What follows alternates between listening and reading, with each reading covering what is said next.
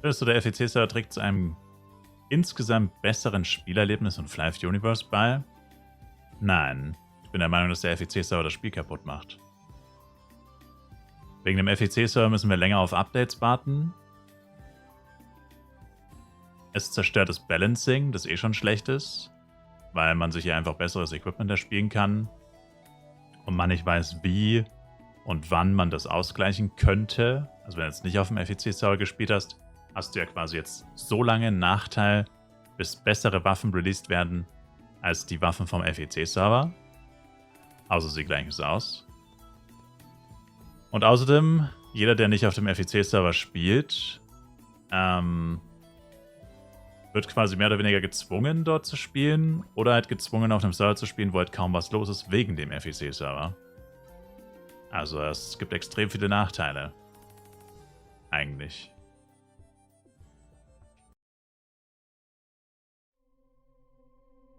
Und für einen selber macht der FEC-Server eigentlich hauptsächlich dann Sinn, wenn man halt eh einen neuen Charakter spielt. Also wenn du jetzt neu anfängst, macht er natürlich total viel Sinn. Oder wenn du halt sehr viel Zeit hast, macht das sehr viel Sinn. Oder wenn du noch keinen High-Level-Charakter hast. Aber ja, keine Ahnung. Für Bestandsspieler macht es eigentlich nicht so viel Sinn. Wie könnte man das besser machen? Das, was ich gesagt habe, wenn man das besser machen könnte. Naja, es fängt schon mal damit an, dass man sich hier kein Equipment erspielen können sollte, was von den Effekten her besser ist als das, was auf dem Main-Server existiert. Wenn sie es später angleichen, sage ich mal, passt es im Grundsatz. Aber letztes Jahr war es so, da haben sie auch gesagt, ja, da soll man sich nicht drüber aufregen. Auf dem FEC-Server erspielt man sich jetzt zwar theoretisch das neueste, beste Equipment im Spiel, aber es kommt dann eh ein Update und dann gibt es eh besseres Equipment und dann spielt das alles keine Rolle mehr. Ja, also erstens hat es 1 Monat gedauert, bis das Update kam, oder 4 Wochen.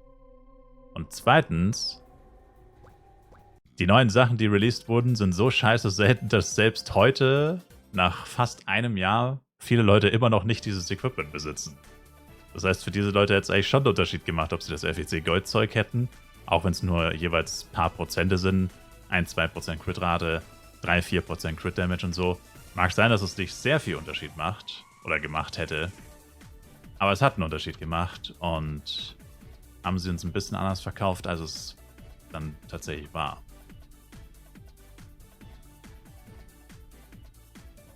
Und jetzt ist es im Endeffekt noch viel schlimmer, weil jetzt sind die neuen Waffen auf dem FEC-Server, die Stats sind Trash, das sind ja nur 5 Stats oder so, das ist irrelevant. Aber die neuen Waffen, die es jetzt dieses Jahr gibt, die sind viel krasser als die, wo es letztes Jahr gab im Verhältnis. Und jetzt haben wir nicht die Bestätigung, weil letztes Jahr haben sie wirklich gesagt, nach dem FEC, keine Sorge, da kommt ein Update und dann ist es nicht mehr so heftig. Dieses Jahr haben sie das nicht gesagt. Dieses Jahr haben sie nur gesagt, sie gucken irgendwie, dass sie es dann vielleicht angleichen. Aber das hat sich nicht wirklich überzeugend angehört. Und letztes Jahr haben sie auch gesagt, da kommt ein Update. Und das hat dann auch einen Monat gedauert und so. Also wirklich fair finde ich das nicht, ehrlich gesagt. Das ist nicht wirklich fair. Weil im Endeffekt nötigen sie dich ja, dort zu spielen. Weil du könntest natürlich immer sagen, naja, du musst ja nicht dort spielen. Naja, aber zeitgleich halt schon, weil du kriegst dann nicht mehr das beste Equipment. Also irgendwie musst du schon dort spielen, wenn du das beste Equipment haben willst. Und das ist eigentlich Nötigung. Damit nötigen sie dich, auf dem FEC-Server zu spielen. Und 160 zu erreichen und gegebenenfalls sogar rein zu cashen. Im schlimmsten Fall. Nie so hundertprozentig verstanden, warum Frankreich einen eigenen Server hat. Weil bei Flive PC war das auch so, dass der französische Server eigentlich immer weniger los war als Deutsch und Englisch. Also habe ich eigentlich auch nicht so wirklich verstanden, warum in Frankreich ein eigener Server bestanden hat. Es gibt halt gefühlt so wenige Franzosen, die das Game spielen. Trotzdem haben sie immer einen eigenen Server. Und kein Mensch weiß warum.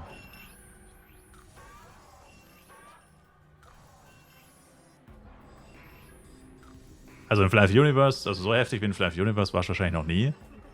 Weil da war es wirklich von Anfang an clear as day, dass die Franzosen nicht genug Spieler haben, um einen ganzen Server allein zu bestellen, sozusagen. Und das wussten wahrscheinlich viele Franzosen auch und haben wahrscheinlich schon gar nicht erst dort angefangen. Sondern direkt auf Totemia probably. Aber ein paar sind halt auch auf den Bait reingefallen.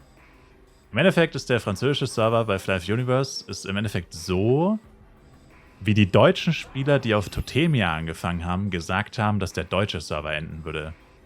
Am Anfang haben voll viele Leute gesagt, also ich habe am Anfang gesagt, ich spiele auf Bodeng, also ich werde auf jeden Fall auf dem deutschen Server anfangen, habe ich gesagt am Anfang.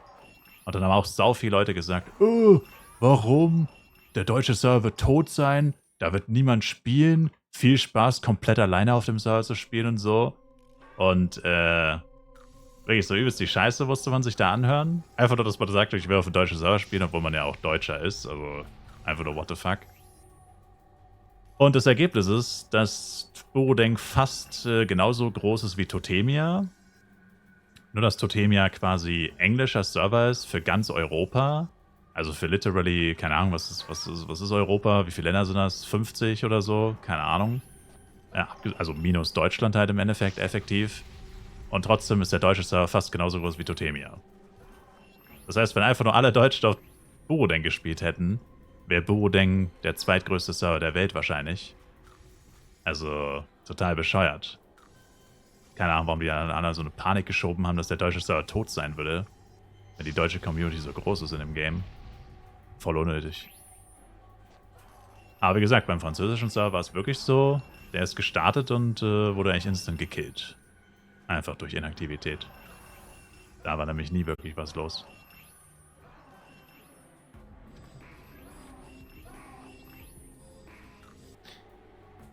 Tja, also das Problem ist halt, also ich weiß nicht, warum die sich so vehement gegen ein Auktionshaus wehren. Weil es gibt halt manche Sachen, also ganz ehrlich, manchmal als Entwickler muss man auch einfach mal auf den Tisch hauen und den Leuten einfach sagen, haltet jetzt mal eure dumme Fresse, wir wissen, was gut für euch ist, wir wissen, was das Beste ist, haltet jetzt euer scheiß Maul und wir machen das jetzt einfach. Ist uns scheißegal, ob ihr das mögt oder nicht.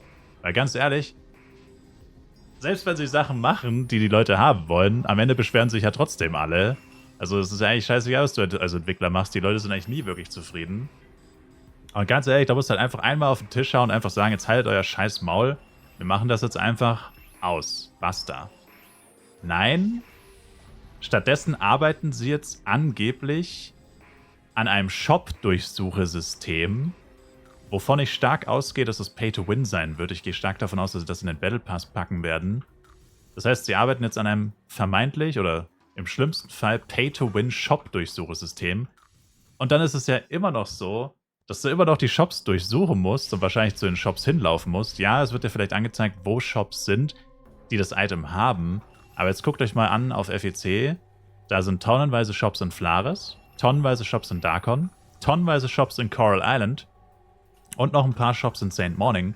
Das heißt, im schlimmsten Fall musst du ja trotzdem immer noch in 4 verschiedene Städte gehen, dir dort alle Shops angucken, dir immer noch merken, wer ist der günstigste und dann erst kannst du trotzdem ein Item kaufen. Also es ist immer noch auf so vielen Ebenen viel komplizierter, als einfach ein scheiß Auktionshaus hinzuzufügen.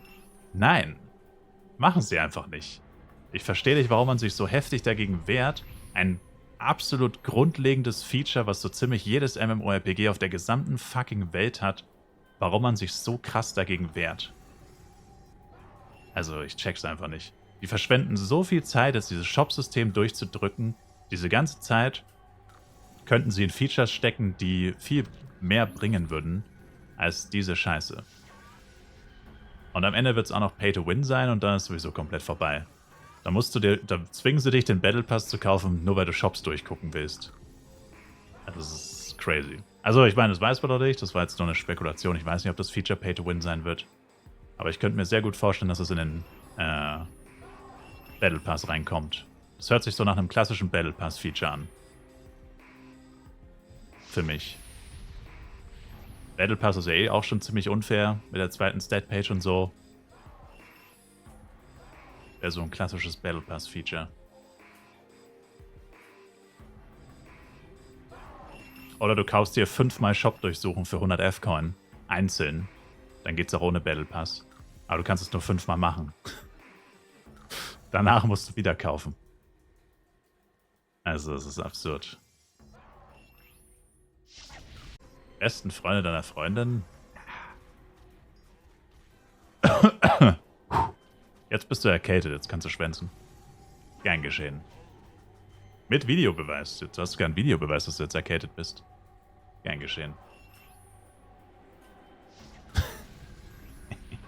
Auf Video gecaptured. Bitte spuck mich an. Das kostet aber extra. Das kostet extra. Every single day of my life. It's my life, it's my life, it's my life, it's my life. Oder? Was ist wohl teurer? Verhütung? Oder 18 Jahre lang Kind durchfüttern? Das sollte selbst jemand mit einem IQ von, keine Ahnung, 60 hinbekommen, die Rechnung. Was da wohl das teurere ist von beiden. We will see you later. Maybe it sparked an interest. Maybe now you will become a Flive player. Now that you have seen this masterpiece of a video game.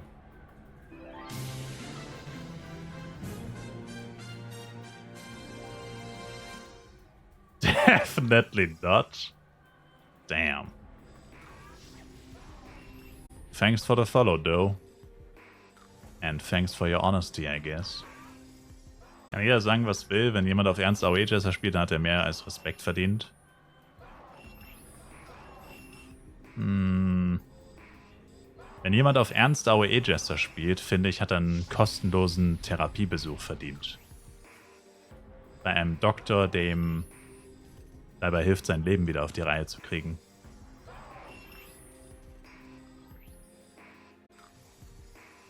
Da würde ich mitgehen.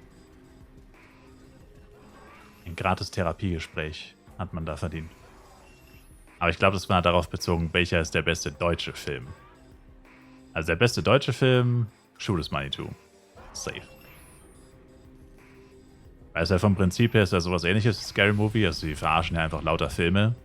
Bei Shoot is Money 2. Letztendlich, level up, baby, let's go! Level up, baby, let's go! Nice so, jetzt mache ich endlich bei den Bishops Damage. Wie es mir geht, Flow.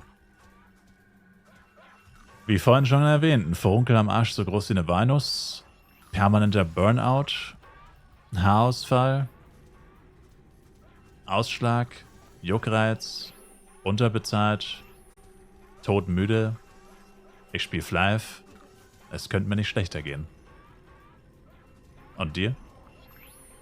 Diese cashfreie, frische Luft einschnüffelst, komplett ohne Pay-to-Win, einfach nur Free-to-Play genießen. Das ist so gut. Weißt du, wie sich das anfühlt? Als würdest du an einem taufrischen Frühlingsmorgen auf einer Waldlichtung stehen, die Vögel zwitschern, die Sonnenstrahlen kämpfen sich durch das Blattwerk und kitzeln dein Gesicht. Du schließt die Augen, breitest die Arme aus, atmest tief ein und machst einfach nur... So fühlt sich das an, wenn man Free-to-Play ist. Ein Gefühl, das die meisten von euch niemals haben werden, weil ihr dreckige Casher seid. Feels bad, man. Wird mir stinken, wenn ich ihr wärt. Ich lebe ja nicht, um zu arbeiten. Ich arbeite, um zu leben. Auf der Arbeit trinke ich meistens auch nichts. Da bin ich so müde, dass ich keinen Durst habe. Meistens. Da will mein ganzer Körper einfach nur schlafen. Und empfindet nichts anderes außer Müdigkeit. Alle anderen Bedürfnisse werden ausgeblendet.